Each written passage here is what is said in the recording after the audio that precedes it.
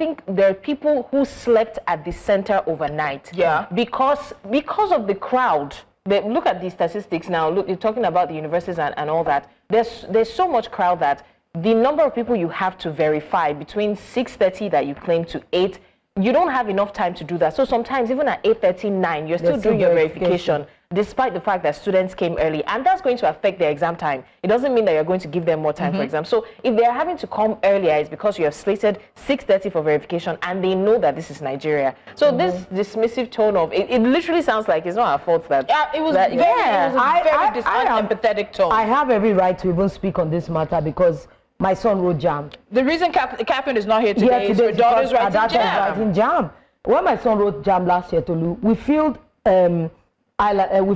Aja in the. Do you know where they took him? Ekpe. So wait, you selected Aja? Yes, you but selected. But when it came out, you selected I would an area. expect that there's such a sprinkling of schools all around Aja, Bejuleki, all those things. They put it by local government, and they took my son to Ekpe. My PA then had to travel with him. We had to book an overnight hotel where they stayed to write the exam. So he could be there on time in the morning. Imagine if I had to work and he had to do that on his own. This week, thank God, I was so traumatized by that experience because my son was so scared. The hotel we could even get in the was not so good. So till morning, I was like, oh God, you were a bit anxious. Yeah, I was anxious. Now, this one chose, I allowed the school to fill their area that maybe mainland would be a bit easier. They took him to Iwaya. Where is Iwaya? Oh, I had to Google quickly. Iwaya is around Sabo in Yaba. Okay, Yaba, yeah. So that means my PA, and he had to leave home because we live far away in Aja, and he had to get to Iwaya. So that means they left him about 5.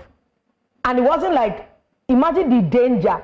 That is somebody that was chauffeured. Yeah. How about someone that had to enter bus? There was a child they said in Aja the young that girl got missing. Yes, and they found in Ijebu that she was dropped in Ijebu.